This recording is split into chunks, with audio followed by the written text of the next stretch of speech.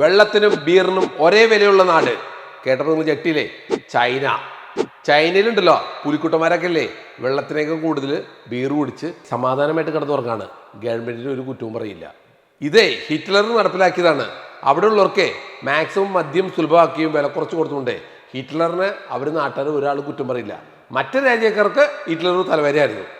നമ്മുടെ നാട്ടിലാണെങ്കിലോ വെച്ചടി മദ്യത്തിന് വില കൂട്ടും. അപ്പോൾ വൈകുന്നേരം പണിയൊക്കെ കഴിഞ്ഞ് വരുമ്പോൾ നമുക്കത് കഴിക്കാനുള്ള സാമ്പത്തിക ശേഷി ഇല്ലാതെ വരുമ്പോൾ നമുക്ക് ആകെ സ്വസ്ഥ തോന്നും. അപ്പോൾ നമുക്ക് തോന്നും മുഖ്യമന്ത്രി രാജിവെക്കണം. ഒരു കാര്യമില്ല, ഏത് മുഖ്യമന്ത്രി ഇരുന്നാലും അങ്ങനെ തന്നെയാണ്. മുഖ്യമന്ത്രി രാജിവെക്കണമെന്ന് ഒന്നും പറ്റില്ല.